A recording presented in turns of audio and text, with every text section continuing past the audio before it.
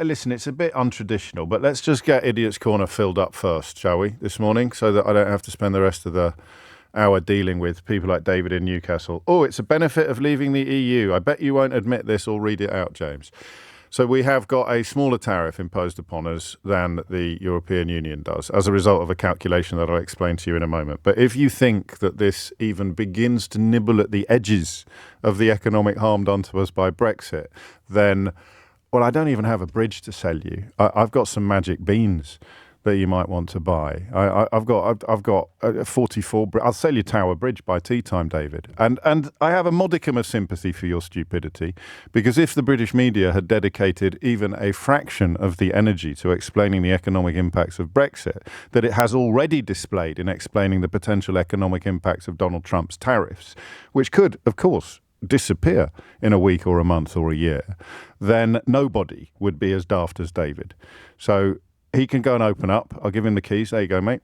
You go and open up. Anybody else who thinks that this is a vindication of becoming the first population in the history of humanity to vote to impose economic sanctions on itself could go right into Idiot's Corner with David while the grown-ups get on with discussing the facts. And for the facts, I'm grateful to a couple of people today who I don't know personally, but who I have encountered on the internet, in the sphere of expertise on the internet. One of whom is a senator in Connecticut, and the other of whom is a respected business writer. And it's to the business writer that we turn first, because I read this and I thought, you never learn, do you? I thought, it can't be. That is so crass and so simplistic that it must be an exaggeration. I didn't. I'd be fibbing if I told you that I thought somebody had got April Fool's Day out by a factor of about 24 hours. But I did think it can't be that, can it? So a chap called James Surovicki calculated exactly where these fake tariff rates has come from. Because make no mistake, they're not reciprocal tariffs, even though you've seen that word everywhere in the media and on the BBC even, or Sky. I forget which screen it was that I wandered past yesterday while ranting and raving about the misdeployment of the word reciprocal. So they didn't calculate any tariff rates and non-tariff barriers, which is what they said they'd done. Instead, they took every single country in the world, or every single territory in the world, then took the trade deficit, i.e. the difference between how much is imported from that country and how much is exported to it, and then divided it. So they divided the deficit by that country's exports to us. So 17.9, stay with me at the back, all right? I'll do the numbers as quickly as I can. $17.9 billion trade deficit with Indonesia, and its exports to the US are 28 billion. So 17.9 divided by 28 equals 64%, which Trump claims is the tariff rate that Indonesia charges us. It is it is almost inexpressibly nonsensical mathematics. But as we've established with Trump in the past, that doesn't matter. If your balance is close to evens, as ours is, then you get the base rate of 10%. So everybody roughly around the area of having no deficit at all gets hit with a 10%. And if the deficit is bigger, you get hit with 20 in the case of the European Union, or 60 or 70 odd in the case of China and Indonesia, as I've just explained. So that's point one. They've been calculated in a way that makes back of the envelope Crayola crayon scrawlings look like the work of Isaac Newton, look like Albert Einstein's finest moment. And then it is to a Connecticut senator, a senator from Connecticut, that I turn next, a chap called Chris Murphy, because this is what finally makes sense of things. And this isn't Idiot's Corner. This is clarification. And I could be wrong, but I think the reason why some countries that you might expect to be on the list are not on the list is because they're already sanctioned. So the trade equation is already very different from. So I don't think we read too much into it when it comes to the absence of Russia from the list of countries facing tariffs, because the sanctions have already gone much further than any tariff might do. I am open to correction, education, enlightenment, whatever you want to call it. I'm groping around in the dark almost as much as you are on stuff like this, which is why I turn to people who know what they're talking about first and foremost, because this is the bit that makes sense of it all. Okay? This is where it becomes hard to deny that it is both a shakedown and a protection racket. Two classic tactics of mafiosi since time immemorial, or gangsters, crooks. It's a shakedown and a protection racket. So what this guy, and I've shared this on Blue Sky this morning, at Mr. James O.B. is the address that you need. They are not economic policy. And that is why it doesn't matter that the calculations used to introduce it are so ridiculous, so silly. They are not designed to do that. This guy contends, I think with some justification, that they are a tool to collapse democracy. Now, that might prove to be hyperbole, but the claim that they're meant to compel loyalty, that is the one that's worth examining from every business that will need to petition Trump for relief. So they don't make economic sense. It's going to be very, very weird. So the economics editor of the BBC, Faisal Islam, who's a brilliant journalist, quite correctly describes this as the biggest change to global trade in 100 years. But that doesn't mean that the tariffs themselves will make economic sense in any meaningful way. Everybody gets hurt, up to and including every single American consumer who's going to see a huge array of what they are able to purchase increase in price as a direct consequence of tariffs being imposed on the importation of those goods. And of course, if the dollar goes up as a consequence of people having to spend more money, then the likelihood of people transferring manufacturing or industry to the United States goes down because it becomes too expensive to do so. But you see what I did there? I'm trying to make economic sense of it.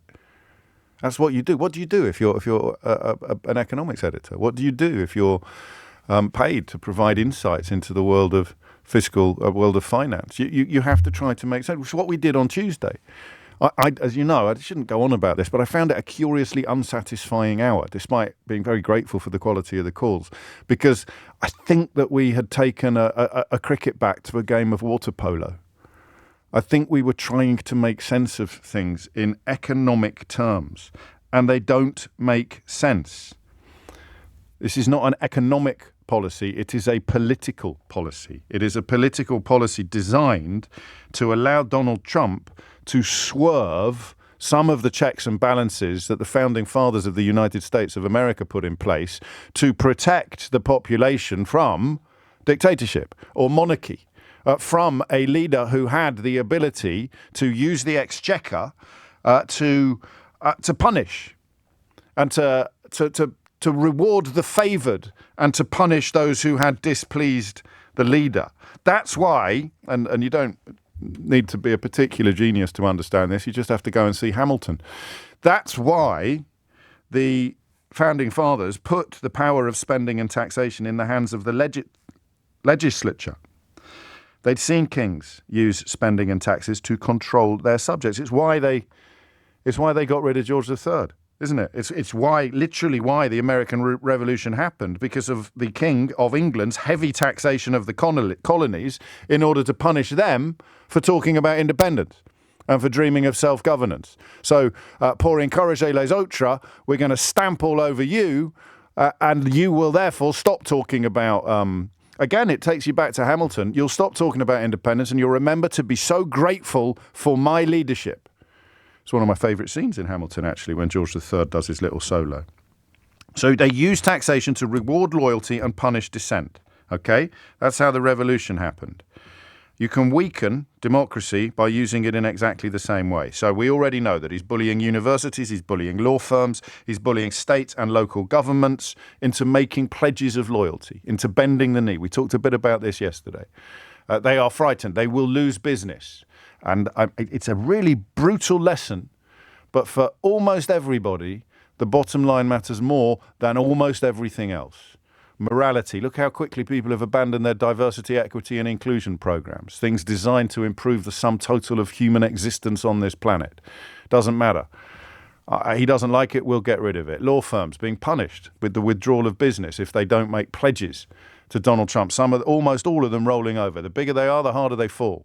So the harder they fall, the more likely they are to roll over, to avoid the full impact of the fall. He's doing it to universities, individual students, law firms, state and local governments. Elon Musk just spent millions of dollars trying to buy an election in Wisconsin. He failed. But that's what they want to do. You need independent lawyers. You need independent universities. You need independent media to protect the population from monarchy, from untrammeled monarchy. Not our kind of monarchy, but George III kind of monarchy. You need media, law. You need education to protect objective truth and allow dissent, both of which Trump hates. He hates objective truth. You know that. He calls it fake news. He invented alternative facts in order to fight against objective truth. And he hates dissent. You know that, because anybody who speaks up against him, he will not rest until they have been broken. It is a counterbalance to a powerful federal government. They are the weapons that the population has. It's why the worst kind of extremists on the right and the left will go after judges, often first. You know, whether it's Suella Braverman talking about lefty lawyers or whether it's Donald Trump essentially saying, nice business you got there, be a shame if something happened to it. Anybody who despises democracy goes after judges and journalists and educators. Judges, journalists, educators first, right? That's already happening. No big surprise there. So where does the private sector come into the picture? How does the private sector fit into this program of oppression? Answer: independence. Can't be independent. It's a big deal. Look at who was sitting behind him at the inauguration. The most powerful business people in the United States of America. They are probably, particularly in a world where the Democrats are in absolute disarray and leaderless, let alone leaderless, they're rudderless. Who can actually hurt him? Imagine if Elon Musk or Mark Zuckerberg or Jeff Bezos or Tim Cook from Apple or Bill Gates, who hasn't, of course, bent the knee. But imagine if any of them decided to move against Trump in the way that they have moved for him. It's just an illustration of how independent businesses can be a threat to dreams of autocracy. So what does he have to get them to do? He needs them to pledge loyalty. Why are they going to pledge loyalty? To get relief from the sanctions. So I don't know how it's going to work. That's the problem with the ripping up of the rule book, with the upending of the world order, with the end of 100 years of global trade norms. Will individual companies be able to get exemptions on this? I think they will. I think you'll be able to say, no, they will still have to pay. If you're importing those cars, you will, or if you're a car manufacturer importing parts, you will still have to pay, but I'm going to give a dispensation to my good patriotic friends at Tesla.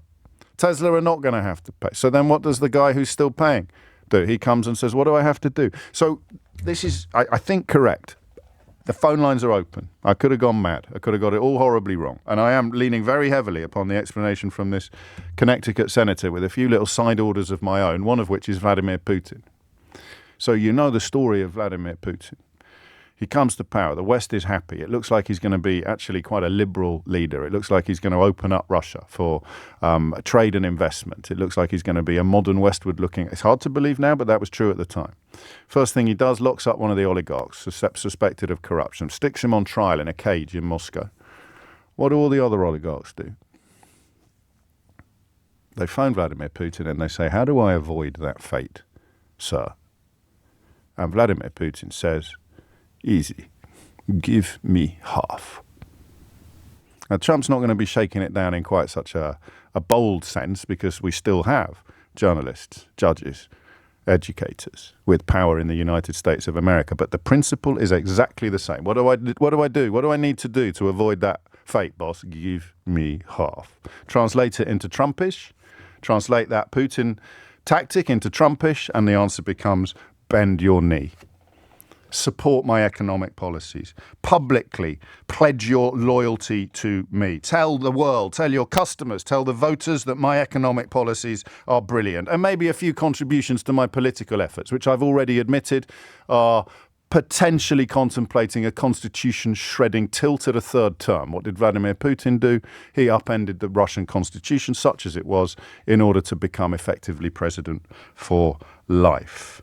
And then we'd quite like you to keep an eye on your employees and what they're doing. I don't like this DEI, but I also don't like opinion. So if you are going to be exempted from these tariffs, then you need to prove to me that your employees have had their freedoms curtailed.